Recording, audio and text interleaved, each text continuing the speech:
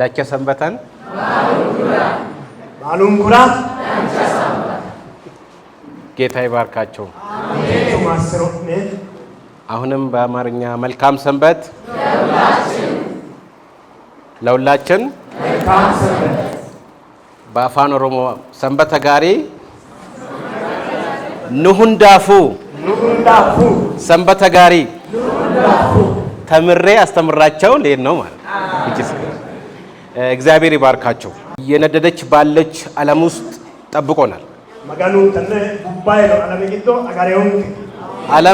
ዓለም አገልግሎቷን ጨርሳ እየተቆራረጠች ነው። እየነደደች ነው። እኛም የምድር ቆይታችንን ጨርሰን ወደ ቤታችን ልንሄድ ነው። እግዚአብሔር ይመስገን። ዛሬ ከወንድሞቼ ጋርና አንድ ላይ ስንመጣ በሁለት ፍቃድ ነው። አንደኛው እግዚአብሔር፣ ሁለተኛው የቦቆ ቤተክርስቲያን አስተዳደሮች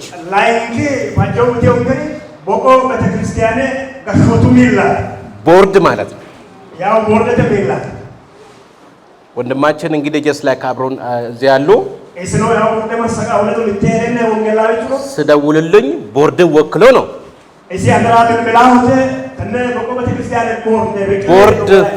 ቦርድ ደግሞ የተወከለው በቤተክርስቲያን ነው።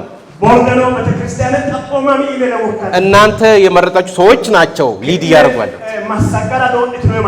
የቤተክርስቲያናችን አሰራር የሚገርም ነው። እግዚአብሔር ይመስገን። ሌሎች በዚህ አይነት ስትራክቸር አልተባረኩ። ማንም ገብቶ የፈለገውን ነገር አስተምሮ መሄድ ይችላል። ለዶቂያ ግን እግዚአብሔር ባርኳታል። በስትራክቸር የተገነባች ቤተክርስቲያን እግዚአብሔር ይመስገን። እግዚአብሔር ሳቋቋን ምንም እንደዛ ነው።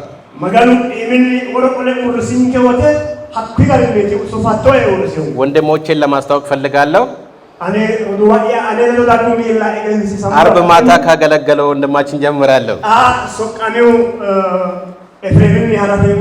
ኦሬዲ ጀስት ላይክ ኤፍሬም ወንድማችን ኤፍሬም እዚህ አባል እንደሆነ ኮንፈርም ሆነዋል። እኛም ተከትለን እየመጣን ነው። እግዚአብሔር ይመስገን። ላደረጋችሁን ለሁላችንም ያደረጋችሁን እንክብካቤና ፍቅር ላሳያችሁን ትህትና እግዚአብሔር ይባርካችሁ። ከበሩ ስገባ ሻይኒንግ ፌስ የማበራ ፊት ነው አየሁት። ለዓለም እኮ አሁን በዚህ ሰዓት የማበራ ፊት ማየት በጣም ከባድ ነው አይደል?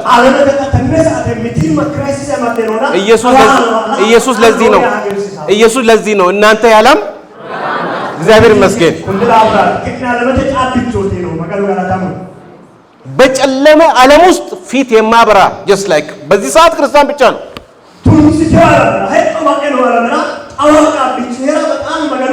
ኢየሱስ ውስጣችን ስላለ በዚህ በኩል ያለው ወንድማችን አዳኔ ይባላሉ። የዚህ ሚዲያ ሚኒስትሪ ዳይሬክተር ናቸው። በዚህ በኩል የምታዩት ወንድማችን ኤቢሳ ይሄ የሚካሄደው ፕሮግራም ሁሉ ኤዲት ሆኖ ሁሉ ነገር አልቆ የዩቲዩብ ቻናላችን ላይ እንድጫን የማደርግ ወንድም ነው።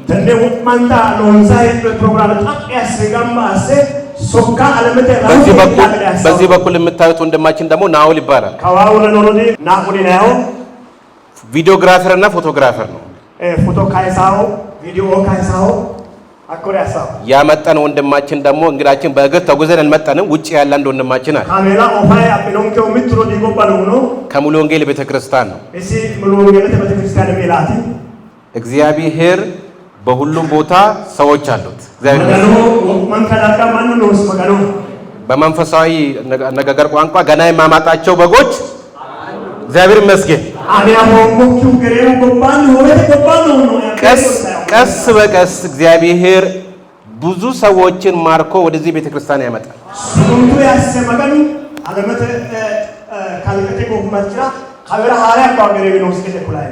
በቲም እንደዚህ ተሰብስበን ስንመጣ አንደኛ ቃሉ የሚለው አንድ ከማሆን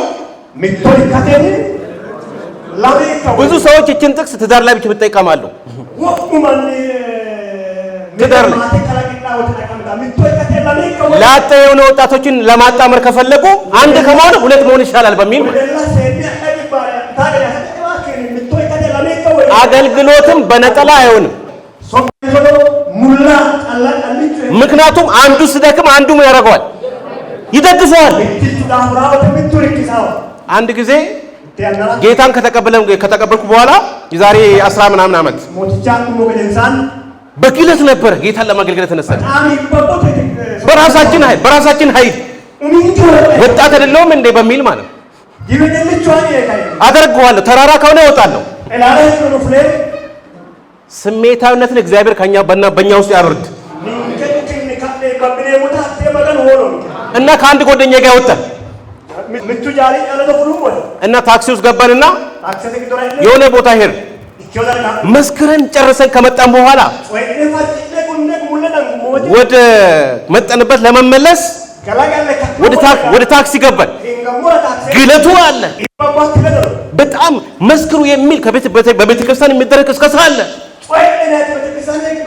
ወጣትነቱ አለ፣ ልጅነቱም አለ፣ ወጣትነቱም አለ እና መጨረሻ ወንበር ላይ ታክሲ ውስጥ ነው የተቀመጥነው። ሁለታችን አንድ ጓደኛዬ በመስኮት በኩል ነው በዚህ በኩል አንድ ወንድማችን በዚህ በኩል ከዛ መጨረሻ ላይ ደግሞ ኖርማል አንድ እህት አለች። ከዛ አንድ ጓደኛዬ በአጠገቤ የነበረው ጓደኛዬ መኪና ውስጥም መስክር አለኝ። መኪናው ኖርማሊ ጀስት ላይክ የምስክርነት ቦታ ነው እንጂ ዝም ብለህ ተቀምጠህ የምትሄድ አይደለም።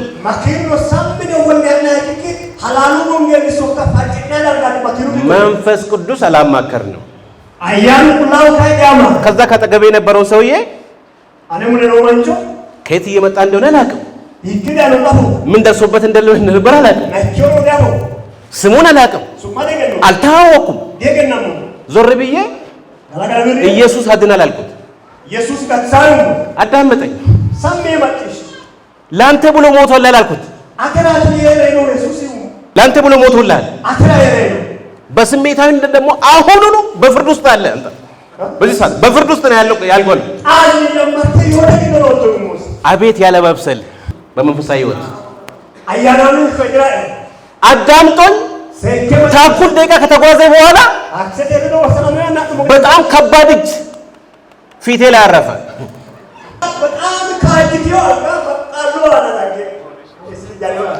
በጥፊ ተመቶ ማለት ነው።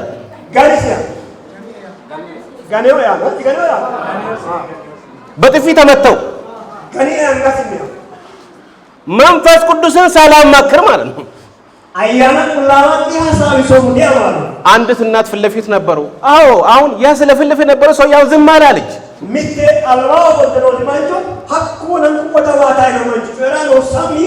ጓደኛዬም ዝም አለ። እኔ ከተመተው በኋላ ምንም አላልኩም። ከመኪና ወረድን።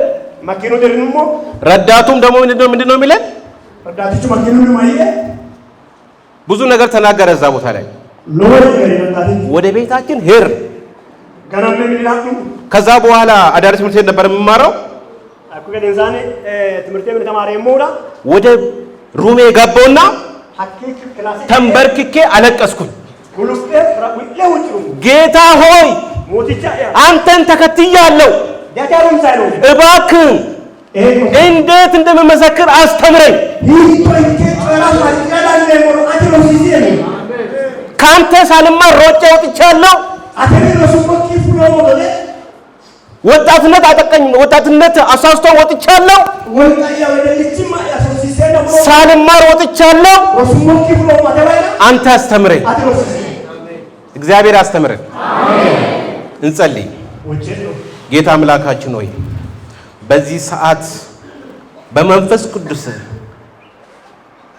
ቃልን ስንገልጥ ሳለ አንተ አስተምረን እንድንማር ተምረን ከዚህ ቦታ ስንወጣ አንተን ብቻ እንድንከተል አንተ እርዳን። በጌታ በኢየሱስ ስም አሜን። በ1950 አንድ የሚገርም ታሪክ በአሜሪካ ምድር ላይ ሆነ። ጂሚ ጆንስ የሚባል አንድ ነጭ አሜሪካዊ የሰዎች ቤተ መቅደስ ብሎ ቤተክርስቲያን ከፈተ። የሰዎች ቤተ መቅደስ በፈረንጆቹ አቆጣጠር በ1950 ብዙ ሰዎችን ሰበሰበ። ከሺህ በላይ የሚቆጠሩትን ሰዎችን ሰበሰበ፣ አባሉ አደረገ። ይህ ሰው ከዚህ በፊት የሰው መብት ተሟጋች ነበር። ኢየሱስ ከኃጢአታችን እኛን ለማዳን ለኛ የተሟገተ እሱ ብቻ ነው። እግዚአብሔር ይመስገን። ይህ ሰው ቤተክርስቲያን ከፈተ። በ1950 ከዛ በኋላ የራሱን ምዕመናን እንዲህ እየተጨቆናችሁ ነው፣ ለእናንተ መጨቆን እኔ ብቻ ነው የማድና፣ እኔ ብቻ ነኝ ለእናንተ የምከራከረው። ከነዛ በብዙ የሚቆጠሩ ጥቁሮች ነበሩ። በዚህ ከአፍሪካ በባርነት ወደዛ አገር ሄዱ። ነጭ ስለሆነ እናንተ በተለየ ሁኔታ ስለምትጨቆኑ ነፃ የማወጣችሁ ለእናንተ መብት የምሟገተው እኔ ነኝ አላቸው። ከዚህ ቤተክርስቲያን ከወጣችሁ ትጨቆናላችሁ። ኢየሱስ ከመጨቆን ነው ነፃ ያወጣል። ጌታችን ኢየሱስ ክርስቶስ የዛሬ 2000 ዓመት በማቴዎስ 4:19 ላይ ቁልፍ ነገርን ተናግሯል። በገሊላና በተለያየ ቦታ በሚዞርበት ጊዜ እነ ጴጥሮስ፣ እነ እንድርያስ፣ እነ ናትናኤል በተለያየ ጉዳይ ተወጥረዋል። ጴጥሮስ አሳ አጥማጅ ነው። ናትናኤል ደግሞ ሾላ ስር ሆኖ የሚጸልይ ነው። ማቴዎስ ደግሞ ቀረጥ ሰብሳቢ ነው። በብዙ ስራ ተወጥረዋል። ዓለምን ለማዳን የመጣ ኢየሱስ ለማሰልጠን የፈለገ ሰዎቹን ለማሰልጠን እነሱ እንዲሰለጥኑ የሚፈልግ ሰዎቹን ለመመልመል ፈልጓል። ኢየሱስ ስጠራችሁ ሊያስነጥላችሁ ነው። እግዚአብሔር ይመስገን። ሊያስነጥላችሁ ነው። ጥሩ ስልጠና ከሱ ስላልወሰድኩ ነው በጥፊ የተመታሁት።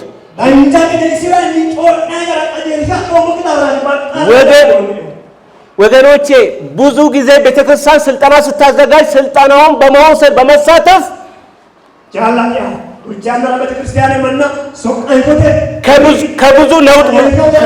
ከብዙ ነውጥ ማዳን እንችላለን።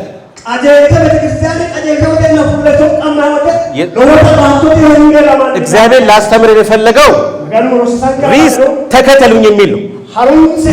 ተከተሉኝ። ኑሮ ከብዷል፣ ተከተሉ። ህመም እያሰቃየ ነው፣ ተከተሉኝ። የሰላም የማጣት ጉዳይ አስጨንቋል፣ ተከተሉኝ። እግዚአብሔር ይመስገን። ኢየሱስ ነው ያለው። ስራ የማጣት ጉዳይ አስጨንቋል፣ ተከተለኝ። ብዙ ነገር ግራ ጋብቷል፣ ተከተለኝ። የዓለም መፍትሄ ኢየሱስን መከተል ብቻ ነው። የቤተ ክርስቲያን ችግርን የሚፈታ ኢየሱስን መከተል ብቻ ነው። ዘማሮችን በመከተል የሚቀረፍ መፍትሄ የለም። ሰባኮችን በመከተል የሚቀረፍ ችግር የለም። መሪዎችን በመከተል የሚቀረፍ ችግር የለም። ኢየሱስ ጋር መፍትሄ አለ። የሚገርም መፍትሄ። እነዚህ አሳ አጥማጆች እነ ጴጥሮስ እንዲህ አሉ። ብዙ ቤተሰባቸውን፣ ስራቸውን፣ መረባቸውን ጥሎ ተከተልን። ዋጋችን ምን ሆነ ብሎ ጠየቀ ጴጥሮስ። ብዙ ነገር ጥለናል። በዚህ ምድር አለ 100 እጥፍ እግዚአብሔር ይመስገን። በሰማይ የዘላለም ሕይወት። ዓለም ዛሬ ይንቀናል። ዓለም ዛሬ ይንቀናል። አንድ ጓደኛዬ አሁን በጣም ሀብታም ሆኗል። መጽሐፍ ቅዱስ በእጅ ያየና ገመቹ አሁንም ይሄን ጥቁሩ መጽሐፍ ቅዱስ እየተዳለ አለኝ። ታዲያ ምን ይዤ ልሂድ? በነጭ ጫት ይዤ ልሂድ? ምን ይዤ ልሂድ? ሺሻ ተሸክሜ ልሂድ? በኢየሱስ ባዳነ ኢየሱስ አናፍርም። ቀራንዮ መስቀል ላይ በሞትልህ ኢየሱስ አናፍርም። ለእኛ ብሎ የተደበደበውን ኢየሱስን በመከተል አናፍርም። በዚህ ከተማ ላይ በዚህ አካባቢ ላይ ኢየሱስን ስትከተሉ ኢየሱስን ስንከተል ትችትን፣ ፉገራን፣ ትረባ የተለያየ አይነት የሚወረወርበት ጦር ብዙ አለ። ይህ ሰባኪ ጂም ጆንስ የተባለው እነዚህ ሰዎች ሰበሰበ። መጨረሻ ላይ በአንድ ቦታ አስገባቸውና ነፃ የማውጣቸው ለእናንተ መፍት ሙማጎተው እኔ ነኝ አለ። የጂም ጆንስ ተከታዮች ሆኑ እንጂ የክርስቶስ ተከታዮች አሉ ነው።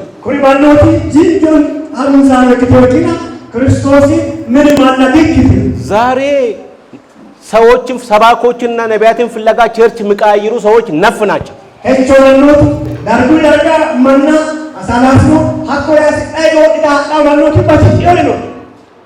ቤተ ክርስቲያንን ነቢያትን ፍለጋ ከመባከን ኢየሱስን በመፈለግ ግዛችንን ማጥፋት እንድንችል ጌታ ይርዳል። ቤተክርስቲያንና አሳላስኔ ሐሲስናይ ዶይናይ ያና ሁናቴ ባንዲ እኮቴ ማጋኒ ሐላላ እንተዳርገራችን የሞገለ ማጋኑ ካጥኑ አንድ ጊዜ አዲስ አበባ ላይ ጀስ ላይ ሆኜ በታክሲው ሲየርኩኝ እቴና አዲስ አበባ አይደ ቀኑ እሁድ ነው። ታክሲ ላይ ነው ሁለት ባራትና ሁለት እናቶች ፊት ለፊት አሉ። ለምሙ አላህ ወለዮ እንዲህ ብሎ ይዋያሉ። ሐሳባይ እንትና ጋር ይሻላል እንትና ጋር ይሻላል እንትና ጋር ስማቸው መጥቀስ አልፈለኩም። ኤቨኒዋ አንቶን ኤቨኒዋ በጣም ተጨቃጨቁ። እሱ ጋር እሱ ጥሩ አሁን በዚህ ሰዓት በጣም እንትን ብሎ ቀስቅሷል። አያና እሺ ይደውና እዛ ይሻላል ተጨቃጨቁ ብዙ። እኔ እዛ ሆኜ ኢየሱስ ሆይ አንተ ድረስላቸው በማረቡ ሰዎች እጅ እንዳወርቁ ድረስላቸው። እንትና ጋር ይሻላል ብሎ ከመቃየር በቤት ቁጭ ብለህ ኢየሱስን መፈለግ ትችላለህ። ቸርች ከመቀየር ልባችንን ብንቀይር ይሻላል። ጆን የተባለ ሰውዬ በአንድ ቦታ ከከተማ ወጣ ያለ ቦታ ወሰዳቸው። ወደ 917 ሰው ከተሙይ እርጆላ ጃዋሬ መስሎማና 917 ሰው ሆንሰጥበና 304 ህፃናትን ሆንሰጥበና ተናለማና በአንድ ቦታ ተከተሉት። እነሱ 917 ሰው ሆንሰጥበና ተናለማና አንዱን ግለሰብ ሲከተል ኢየሱስ ግን ተከተለኝ ይልሃል። አኔ አሩን ሲያል ተከተኝ ይልሻል። አሩን ሲያል ተከተሉኝ ይለናል። አሩን ሲያል እንደ ግል ማንን እየተከተለን ነው? አቱ ሚትገደ አሩን ሲያልወጣ እንደ ቤተሰብ ማንን እየተከተለን ነው? ምን ማስተቀረኝ አሩን ሲያል እንደ ቤተክርስቲያን ማንን እየተከተለን ነው? ክርስቲያን ተቀረኝ አሩን ሲያል ኢየሱስ ግን ተከተሉኝ ይለናል። ወዲጂ ከማን አኔ አሩን ሲያል ማቴዎስ 4:19 ማቴዎስ ሾሌ ይከተላውን ሲያል ግልጽ አድርጎ ያስቀመጠው ነገር ምንድነው? አውይሴ ወሪዎቹ የማቲ ከተከተለን በኋላ ምንድነው የምንሰራው? ለምንድነው ኢየሱስን ለምንድነው የምንከተለው? ብዙ የዓለም ጥያቄ፣ የብዙ ሀብታሞች ጥያቄ ኢየሱስን ለምንድነው የምንከተለው ነው። የብዙ ወጣቶች ጥያቄ ኢየሱስን ለምንድነው የምንከተለው ነው። እኛ እንደ ክርስቲያኖች ራሳችን ጠይቀናል። ለምንድነው ክርስቲያን የሆንኩት? እንደ አባቶች ለምንድነው ክርስቶስን የተከተልኩት? ክርስቶስን ስንከተል ሀብታም እንሆናለን፣ እንበለጽጋለን፣ ቤታችን በቁሳቁስ ይሞላል። መጀመሪያ እሱ አይደለም። ማቴዎስ 6:32 ላይ አስቀድማችሁ አለ መንግስቱንና ጽድቁን ምናል ፈልጉ። ሌላ ኮተት ተጨማሪ ነው። ጉድጓድ ይዘን የማንገባው ኮተት ነው። በእውነት ኮተት ነው። እዚህ ምድር ተጠቅመን ምን ጥለው ነው? ይህ ካሜራ በዚህ ሰዓት 300 ምናምን ሺህ ነው። ከኔጋ መቀብር ይገባል። እዚሁ ለክርስቶስ ካልሆነ ይቃጠል። ለወንጌል ያልሆነ ካሜራ ይቃጠል። ለወንጌል ያልሆነ ስልክ ይሰበር። ወገኖቼ ያለን ዕቃ ሁሉ ለወንጌል እንድንጠቀም ጌታ ይርዳን። የቦቆ ቤተክርስቲያን በክርስቶስ እሳት ውስጥ በወንጌል እሳት ውስጥ እንደሆነ ይገባኛል።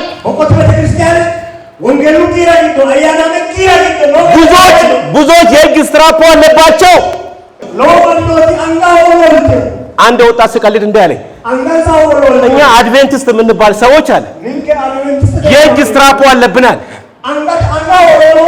የእጅ ስትራፖ ታውቃላችሁ?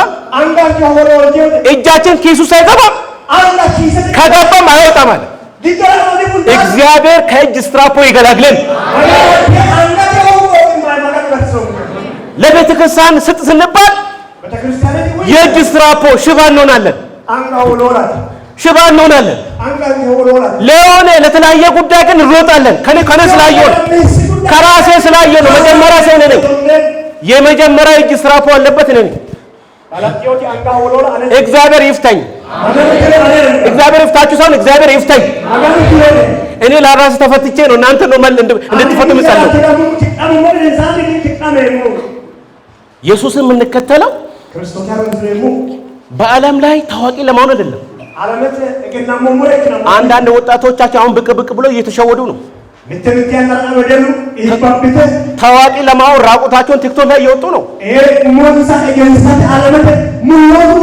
እግዚአብሔር የሚፈልገው ታዋቂ ሳይሆን አዋቂ ነው። እግዚአብሔር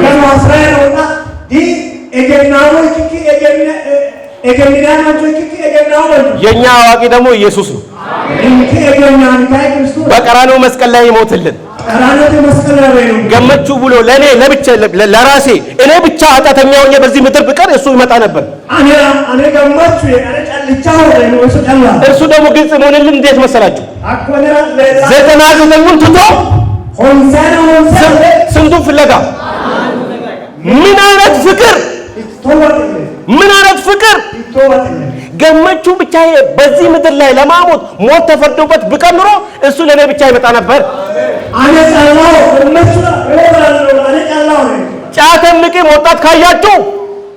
ጫት የሚቅም ወጣት ካያችሁ ከሱ በስተጀርባ ቀራንዮን እዩ። ለሱ ማን ሞቶለታል? ኢየሱስ ሞቶለታል። እኔ አንድ ኃጢአተኛ ስታይ የምታየኝ ኃጢአቱ አይደለም። አንድ የሚጠጣ ወጣት ካየው እኔ የምታየኝ ኃጢአቱ አይደለም።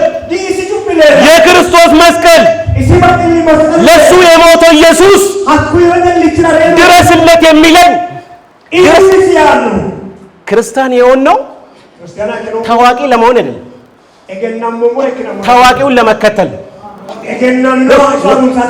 ክርስቲያን የሆነው ታዋቂ ለመሆን ሳይሆን አዋቂ ኢየሱስን ለመከተል ነው። እግዚአብሔር ይመስገን። ስለዚህ ኢየሱስን የምንከተለው የመጀመሪያው ለኛ ስል በቀራንዮ መስቀል ላይ ስለሞተልን ሮሜ ምዕራፍ 6 ቁጥር 23 ጳውሎስ እንዲህ ብሎ ይጽፋል፣ የኃጢአት ደሞዝ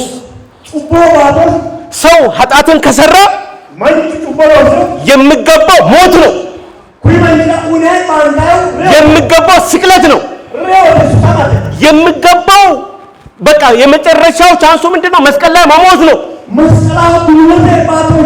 አንድ የሚሞት አካል ተገኘ። ባርባን ተካ። ባርባን ነው ሌባው እሱ ነበራል።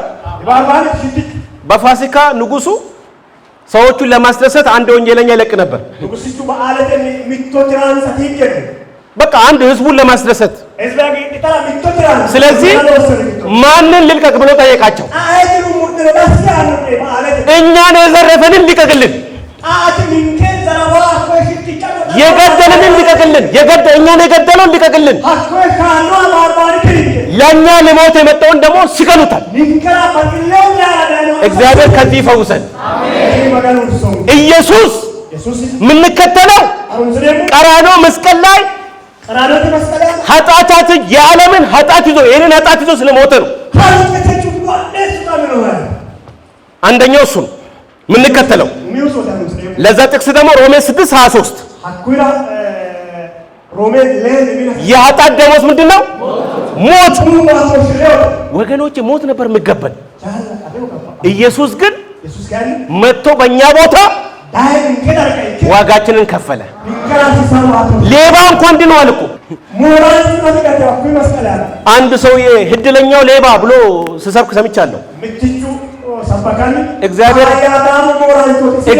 በእድል አይድንም በእቅድ እንጂ። እድል የሚል አስማጭ ከቤተ ክርስቲያን የተመታዩ እንደ እድል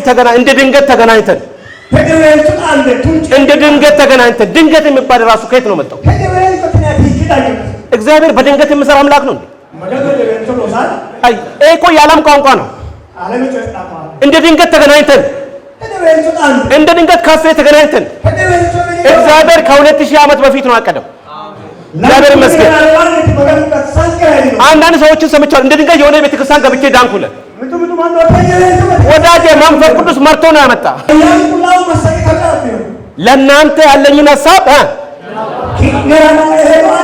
እኛ እንኳን እናቆሙ እኮ ከዚህ ስንወጣ ኖርማሊ ምን በእኛ ላይ ምን እንደሆነ እናውቅ።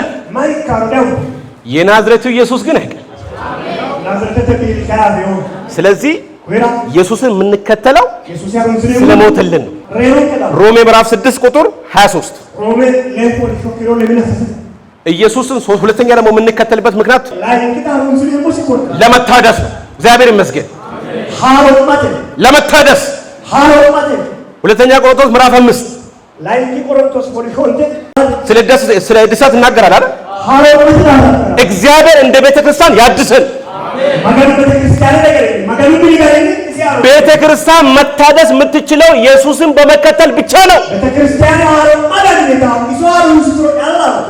ጂሚ ጆንስ ነጩ አሜሪካዊ ዮሐና የሚባል ቦታ ላይ ወሰዳቸው። 901 ከአንድ ሺህ በላይ የሚሆኑትን የራሱ ምዕመናን ከዛም ብዙ ጊዜ ካቆያችሁ በኋላ ስፈልግ ባለ ታሪኩ ስፈልግ ይደበድባቸዋል ይላል። እግዚአብሔር የሚደበድበንን አገልጋይ ከኛ ያስወግድ። እኔ ለመደብደብ የትኛውም ቤተክርስቲያን አልገባም። ቤተክርስቲያን የፈውስ ቦታ እንጂ የምንደበድበት ቦታ አይደለም። ጌታ ይመስገን ለዶቃ ከዚህ ነፃ ናት።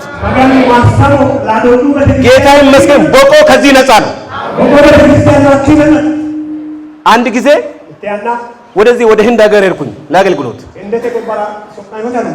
አንድ ቦርሳ ይዣለሁ። አንድ ወጣት እኔን ይከተለኛል፣ ዝም ብሎ ይከተለኛል። የቤተክርስቲያኑ ሜምበር አባል ነው። ከዛን ቦርሳዬን ላግዝ ብሎ ተቀበለኝ። መንፈስ ቅዱስን ልስጠው እያልኩኝ ቦርሳዬ ውስጥ የተወሰነ ገንዘብ ነበር። ከዛ በኋላ ልክ ወደ ሆቴሌ ሲመለስ ያ ገንዘብ የለም። ጌታ ሆይ አልኩኝ። አሁን ገና ወደ ኤርፖርት ሄዳለሁ። ወደ ኤርፖርት ሲሄድ በረራ ስላለብኝ የትራንስፖርት እኔን መክፈል አለብኝ። ቦርሳዬ ውስጥ የተወሰነ ገንዘብ ነበር፣ በዛ ሀገር ተመንዝሮ አገልግሎት የሚሰጠኝ እና ወደ ማታ ጠረኝና ወደ ማታ አካባቢ ጠረኝና ልጋብዝህ አለኝ። እራሱ ያሳስቀኛል። ከዛ የህንድ ባህላዊ ልብስ ገዝቶ አመጣልኝ በራሴ ገንዘብ እና ይሄ ስጦታዬ ነው አለኝ። ከዛ እኔ ደግሞ ለሱ ጸላል። እሱ ለኔ ስጦታ ነው ያመጣው። እኔ ደግሞ ጌታ ሆይ አድሰው እግዚአብሔር ያድሰን እና ጂሚ ጆንስ የራሱ ምዕመናን ሰበሰበና ምንድን ሰውየው ምን እንደነካው ነው እንጃ ባለ ታሪኩ መርዝ አጠጣቸው ነው የሚለው።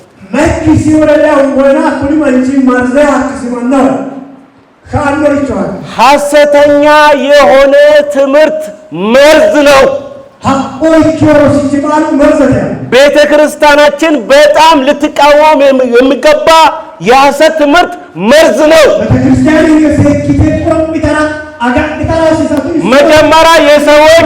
መጀመሪያ የሰዎች መቅደስ ቤተ መቅደስ ብሎ ጋነባላቸው። ከዛ በኋላ የሐሰት ትምህርት አስተማራቸው። መጨረሻ ላይ መርዝ አጥጥቷቸው ሁሉንም ወደ 917 ምዕመናን እዛው ጨረሳቸው።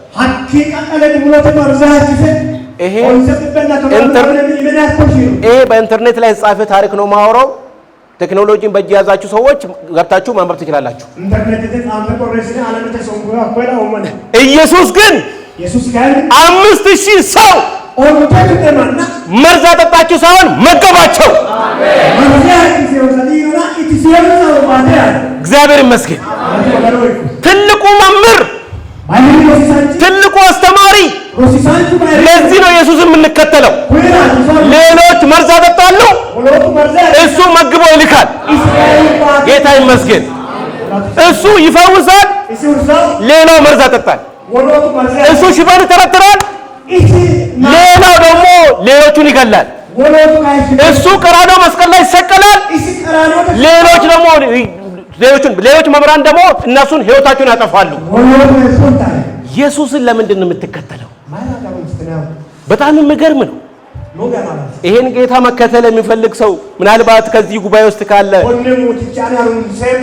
ይሄን ጌታ ሳይከተል ከዚህ ካወጣ ሰይጣን ደግሞ መርዝ የማጠጣው ውጭ ያዘጋጅለታል።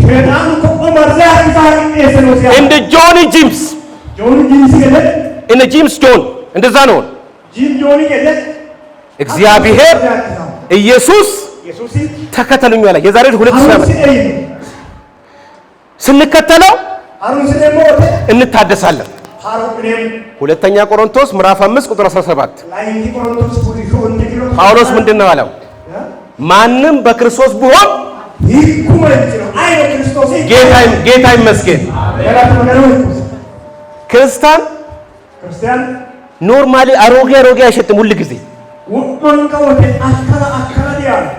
ውስጣችን የታደሰ ነው፣ ውጫችን የታደሰ ነው። ብዙ ሰዎች እኛን ሳይሆን ፊታችን ሳበራ ኑሮ ውድነቱ እነሱ ጋር ደረሰም እንደ ይሉናል። ኑሮ ውድነቱ እነሱ ጋር ደረሰም እንደ ይሉናል። በምድር ላይ መሆኑ እነሱን አያስጨንቅም ይሉናል። እሱን እንድናሸንፍ በውስጣችን ያለው ኃይለኛ ነው።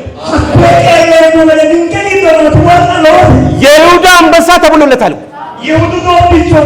አልፋ ኦሜጋ ተብሎለታል። የሚገርም ጌታ ነው የምናመልከው ወገኖች።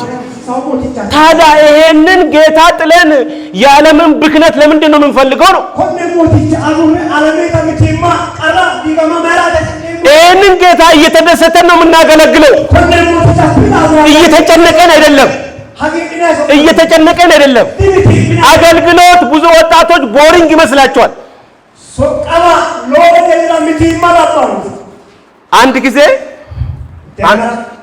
አንድ ወጣት እንዲያወራን ለምንድን ነው ቤተክርስቲያን ያቆምከው ስለው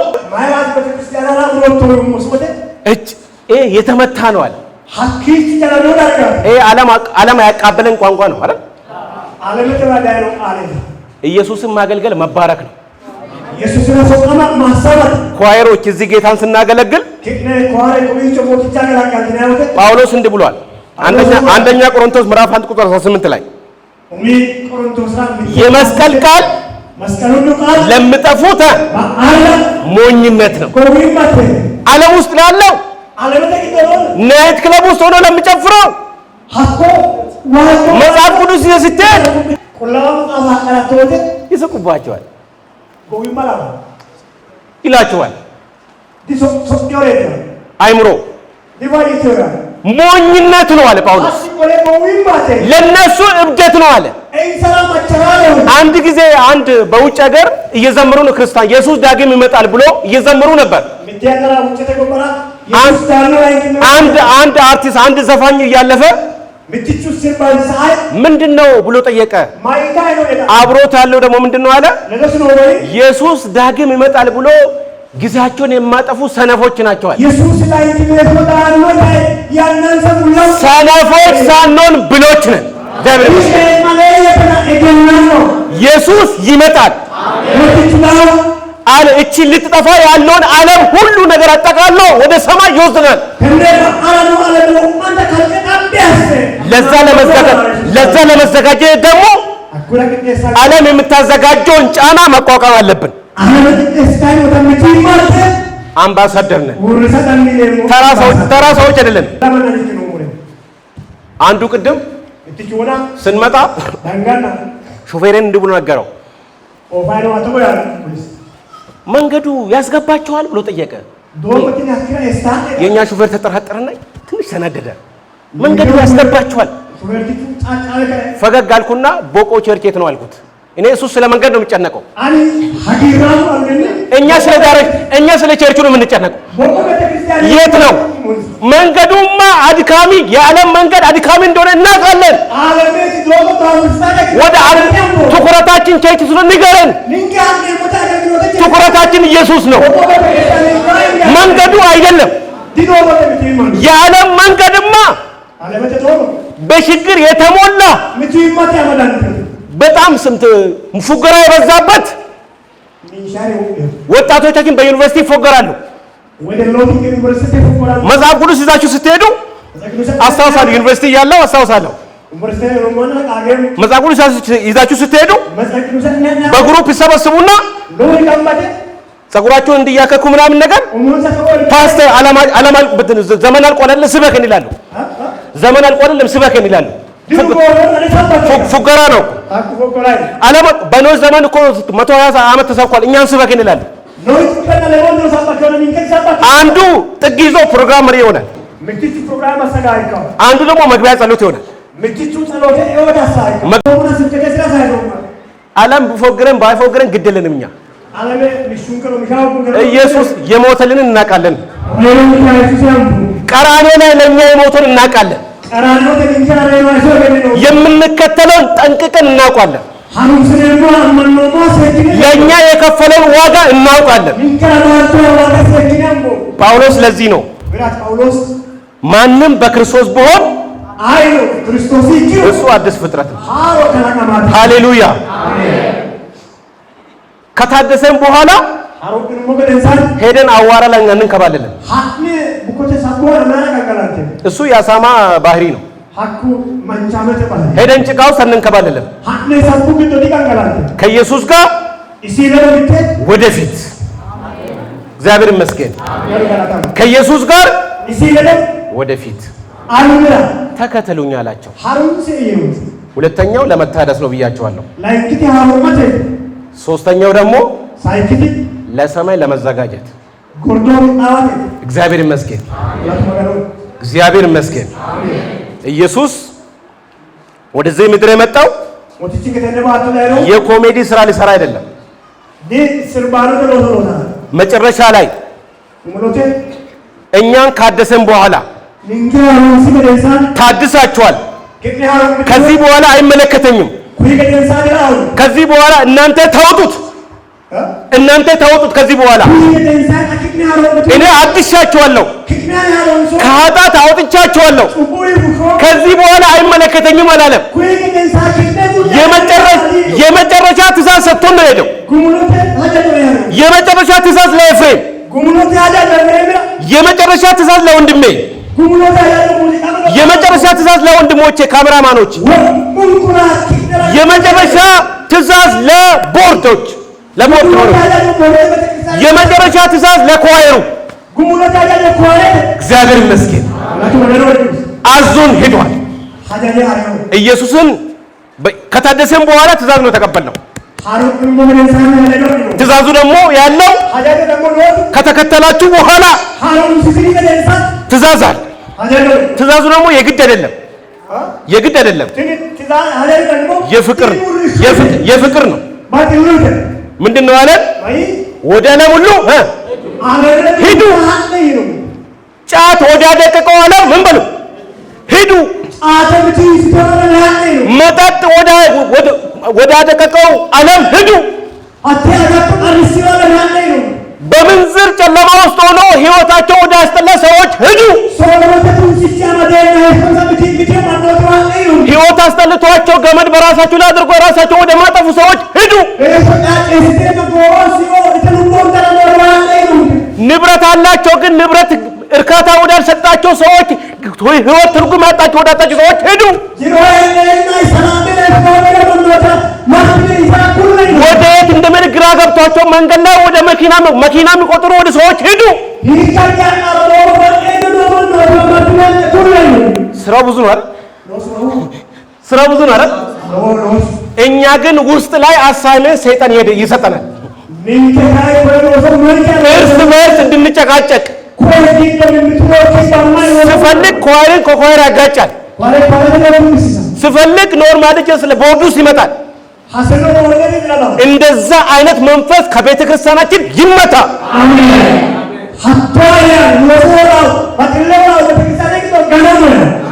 በግንባታ ኮሚቴ ውስጥ በቃ ግጭትን የማሰፋ መንፈስ ይመታ። ስራ አለብን፣ ውጪ ስራ አለ። ኢየሱስ የሰጠን ሰው የሰጠን አይደለም። መስሪያ ቤት ብቻ የሰጠን አይደለም። ወንጌልን ባልሰራ ለኔ ምን ያለ ጳውሎስ ለኔ ምንድን ነው ወዮልኝ። አስፈራ የደም ዕዳ አለባችሁ እያለ ኢየሱስ ካዳነን በኋላ ካደሰን በኋላ በቃ ታድሳቸዋል። አንድ ወንድሜ ያለ ከሌላ ቤተክርስቲያን ቤተክርስቲያናችን ካልመጣ ብሎ ጨቀጨቀኝ። ሰውዬ እኔ ከመጣሁ ችግር ፈጥራለሁ አልኩት። እኔ ከመጣሁ ችግር ፈጥራለሁ። ምንም የምትፈጥረው ችግር የለም አለኝ። መሰረታዊ የመጽሐፍ ቅዱስ እውነቶች የሚለው 20 በቦርሳ ሸክሜ ሄድኩ።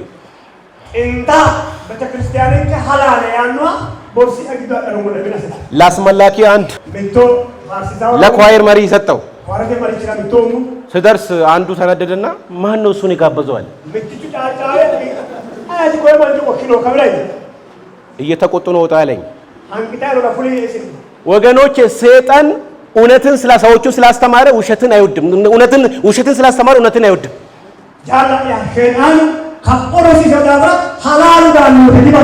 ኢየሱስ ይመጣል።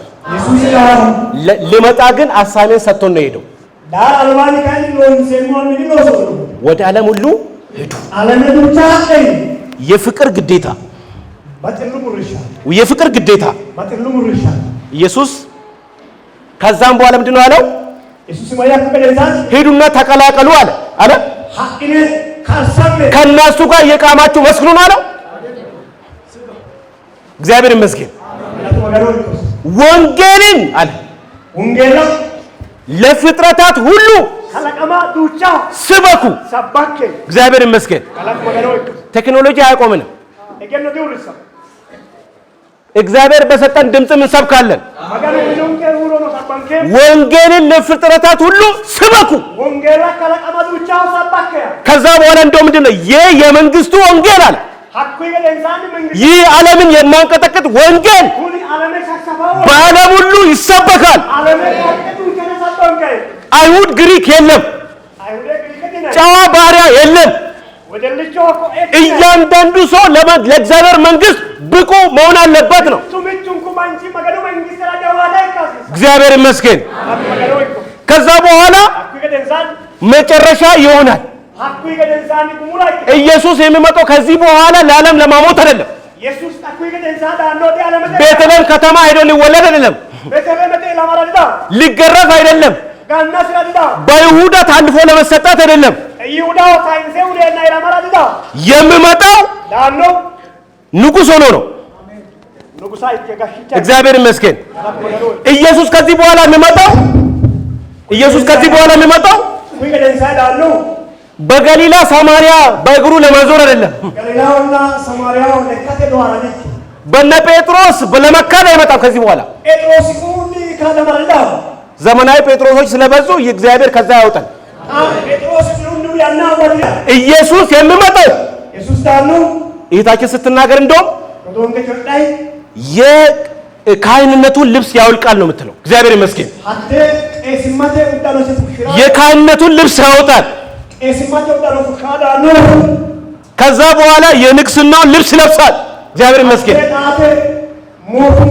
በሰማይ እኮ ከፍተኛ ፍሊፕ ነው መሆኑ ራሱ። የካህንነቱን ልብስ ያወጣል። ከዚህ በኋላ ካህን የሚባል ነገር የለም። ሊቀ ካህን አይደለም። ከዛ በኋላ ሲመጣ ወደዚህ ገመቹ ንስሐ ግባ ሊለኝ አይደለም የሚመጣው። እግዚአብሔር ይመስገን። የሚመጣው በሮማ ወታደሮች ጎኑን ለመወጋት አይመጣም። የሚመጣው የዓለም መጫወቻ ለሆነ አይደለም። እግዚአብሔር ይመስገን። ልጆቹን ለመውሰድ ይመጣል። ለ1000 ዓመት ሊወስድ። ለዚህ ነው ጳውሎስ ውጊያችን ከስጋና ከደም ጋር ቀጥሉ። እየተዋጋ ያለው ከስጋና ከመንፈስ ጋር አይደለም። በዓለም ላይ የሆነ ያለው ትንቢት በጣም የሚገርመው ነገር ምንድነው? ማቴዎስ 24 ላይ የተነገረን ጉዳይ እህታችን ስትናገር እንደውም ማቴዎስ 24 የእያንዳንዱ አድቬንቲስት ትኩረት ሊሆን ይገባል ነው የምትለው።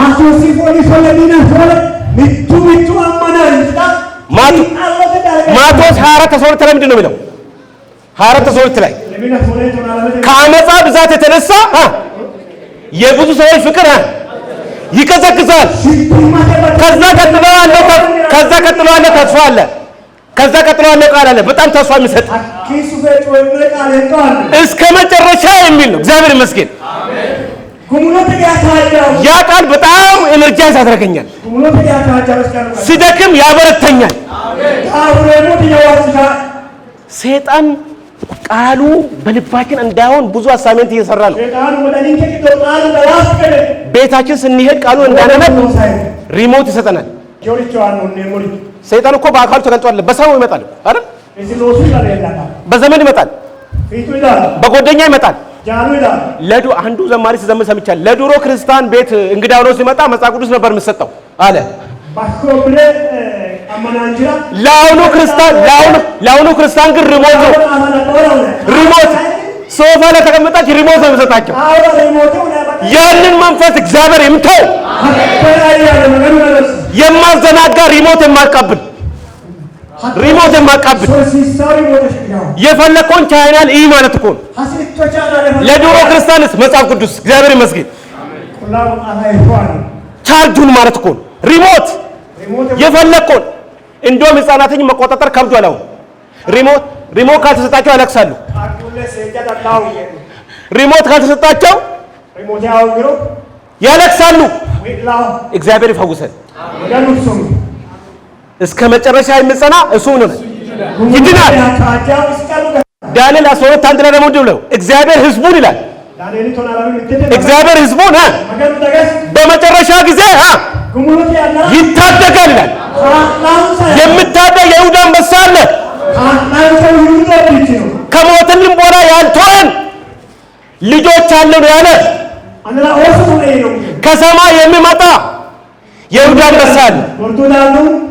እግዚአብሔር ህዝቡን በመከራ ጊዜ ይታደጋል። በምድር ላይ እየሆነ ያለው መከራ በትንቢት የተነገረ ነው። አዲስ ነገር አይደለም። አንድ ጓደኛ ደወለልኝና እንዲህ አለኝ፣ ገመቹ አዲስ ነገር ምን አለ ስለው ማቴዎስ 24 አንብብ አልኩት። ምንም አዲስ ነገር የለኝም። አዲሱ ነገር ምንድነው? ማቴዎስ 24 ነው። ህዝብ በህዝብ ላይ ይነሳል። መንግስት በመንግስት ላይ ይነሳል። ጦርና የጦር ወሬ ትሰማላችሁ። እግዚአብሔር ይመስገን። ለኛ ደስታ ነው። ባደወይ ለኛ ደስታ ነው። ደክሞናል። ወደ ቤት እንዴት እንፈልጋለን። ሰማይ ናፍቆናል። ስለ ሰማይ ተዘምሯል፣ ተሰብኳል። ስለዚህ ወደ ቤታችን መሄድ አንፈልግም። ወደ ቤቱ መሄድ የሚፈልግ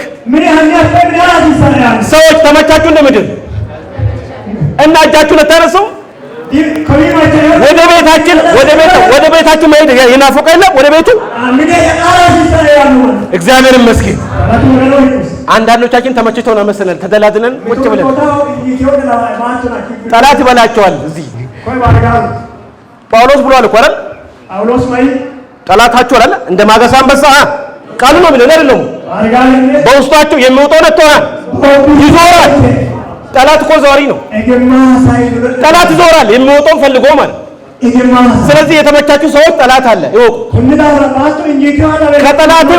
ከጠላታችን ማምለጥ የምንችለው በክርስቶስ ጉያ ውስጥ ብቻ ማምለጥ። እግዚአብሔር ይመስገን።